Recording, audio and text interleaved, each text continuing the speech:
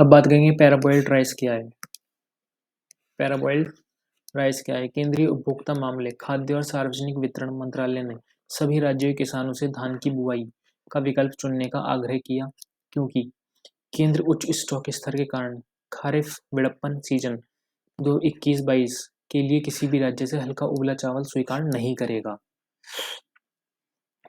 बल्कि हाल ही में तेलंगाना के मुख्यमंत्री और उनके मंत्रिमंडल के सदस्यों ने एक समान खरीद नीति की मांग करते हुए विरोध प्रदर्शन किया, क्योंकि तेलंगाना पैराबोल्ड चावल का उत्पादक है।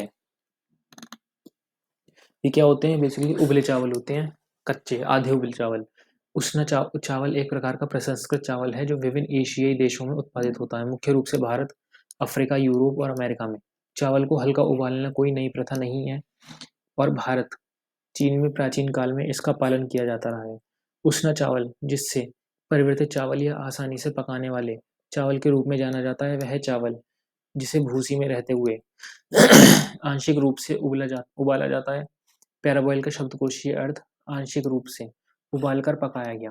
हल्का उबलने वाले चावल बनाने के लिए भिगोना, भाप देना, सुखाना 3 आवश्यक चरण हैं। भिगोना, भाप देना और सुखाना। यह चावल को बनाने की प्रक्रिया को आसान बनाता है, इसके पोषण मूल्य में सुधार करता है, इसकी बनावट को संशोधित करता है, इसलिए इसे घुन के हमले से अधिक प्रतिरोधी बनाता है। उष्ण चावल का पोषण मूल्य अधिक होता है क्योंकि इसमें आयरन, कैल्शियम होता है। इसमें कम कैलोरी और कार्ब्स होते हैं। साथ ही सफ़ेद चावल की तुलना में अधिक फाइबर और प्रोटीन होता है। ये सामान्य सफ़ेद चावल के लिए उबले हुए चावल का एक स्वस्थ विकल्प बनाते हैं। ये मधुमेह के लक्षणों को कम करने के साथ-साथ आंत के स्वास्थ्य में मदद करता है। ठीक है। फिर उबले चावल की खेती करने वाले राज्य: तेलंगाना, तमिलनाडु, केरल, आंध्र प्रदेश, छत्तीसगढ़, ओडिशा, झारखंड, पश्चिम बंगाल, कर्नाटक, बिहार, पंजाब, हरियाणा।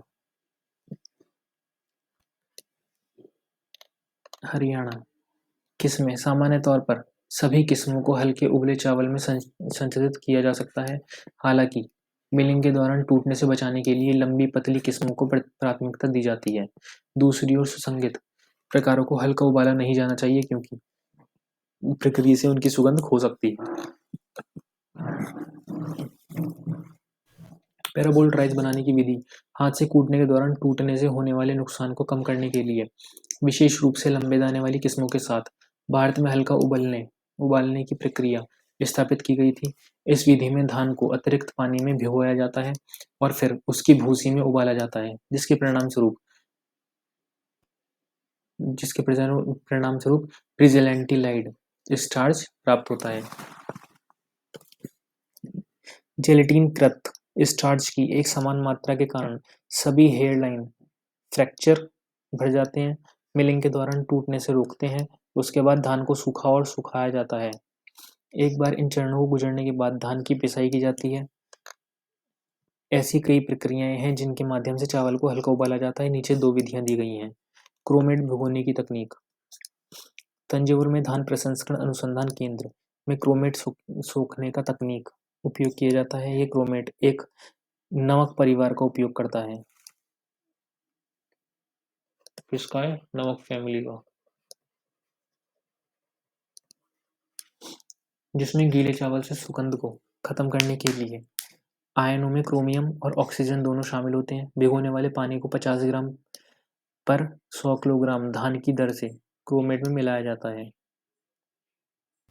जो कीटाणुओं की क्रिया को रोकता है और दुर्गंध को दूर करता है।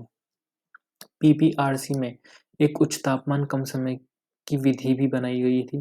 भीगे हुए धान को एक ही समय में थोड़े समय के लिए उच्च तापमान पर हल्का उबाला सुखाया जाता है। भीगे हुए धान को सैंड रोस्टर में डाला जाता है, क्योंकि धान पूरी तरह से और लगातार हल्का उबाला जाता है, बाद में पकाने का समय कम हो जाता है।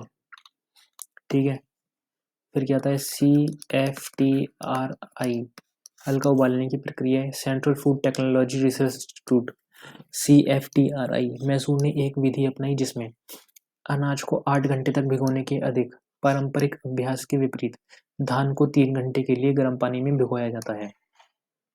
पानी निथारने के बाद धान को 20 मिनट तक उबाला जाता है। इसके अलावा CFTRI तकनीक में धान को छाया में सुखाया जाता है, लेकिन सामान्य तरीके से इसे धूप में सुखाया जाता है। उबले चावल के फायदे क्या हैं? पकाए जाने पर उबले हुए चावल लसरदार द्रव्यमान नहीं बनाते हैं। उबले हुए चावल का छिलका उतारना सरल है और दाने सख्त हो जाते हैं, जिसके परिणामस्वरूप पीसने में कम नुकसान होता है। हल्का उबालने के बाद चावल का पोषण मूल्य बढ़ जाता है, क्योंकि पानी छिलके और चोकर कोट में पाए जाने वाले विटामिन और खनिजों को घोल देता है, उन्हें एंडोस्पर्म में ले जाता है। मिलिंग से हेड राइस की अधिक पैदावार होती है, क्योंकि कर्नल फ्रैक्चर के लिए अधिक प्रतिरोधी होता है। मिल चावल में कच्चे चावल की तुलना में अधिक पानी में घुलनशील विटामिन बी होता है, जैसे थायमीन, राइबोफ्लेविन और नियासिन। मिल्ड सेना चावल कीट कवक के हमले के अधिक प्रतिरोधी हैं। उबले चावल के नुकसान: हीट ट्रीटमेंट के कारण यह काला हो जाता है। लंबे समय तक भीगने के कारण इसमें दुर्गंध आने लगती है। गर्मी उपचार से एंटीऑक्सीडेंट नष्ट हो जाते हैं, नतीजन बासीपन विकसित हो सकता है। अत्यधिक नमी सामग्री के परिणाम स्वरूप माइकोटॉक्सिन का गठन किया जा सकता है। इसे पकाने में अधिक समय और अधिक ऊर्जा की आवश्यकता होती है। सुखाने की लागत पूरी प्रसंस्करण लागत में जोड़ दी जाती है, जिसके परिणामस्वरूप अतिरिक्त पूंजी निवेश होता है। इस प्रकार एक कच्चा चावल मिलिंग इकाई स्थापित करने की तुलना में एक हल्का चावल मिलिंग इकाई स्थापित करने के लिए एक बड़े निवेश की आवश्यकता होती है। ठीक है, फिर केंद्र ने आधे उबले चावल की खरीद पर रोक क्यों लगाई? केंद्रीय उपभोक्ता मामले, खाद्य और सार्वजनिक वितरण मंत्रालय ने बताया कि FCI अब नहीं रहेगा। देश में उष्ण चावल का उच्च भंडार, खाद्य मंत्रालय के मुताबिक 1 अप्रैल 2022 तक उष्ण चावल का कुल stock 40 lakh metric tonne. Telangana में सबसे अधिक स्टॉक 16.52 लाख मीट्रिक टन। इसके बाद तमिलनाडु में 12 मीट्रिक टन और केरल में 3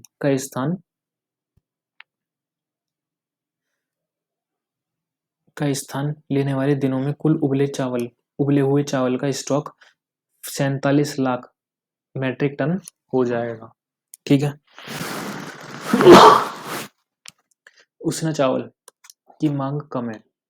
मंत्रालय की रिपोर्ट के अनुसार हाल के वर्षों में उबले हुए चावल की मांग में कमी आई है। 2013 के राष्ट्रीय खाद्य सुरक्षा अधिनियम के तहत वितरण के लिए पैराबोल चावल की आवश्यकता लगभग 20 LMT प्रति वर्ष होने का अनुमान है।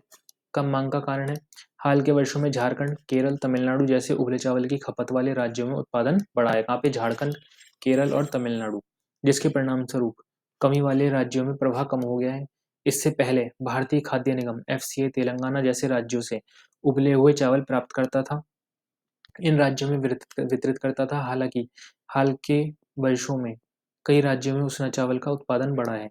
इस प्रकार वर्तमान इन्वेंट्री अगले 2 वर्षों की मांग को पूरा करने के लिए पर्याप्त है। ठीक है, तो ये टॉपिक यहीं खत्म करते हैं। अब मिलेंगे अगले टॉपिक में।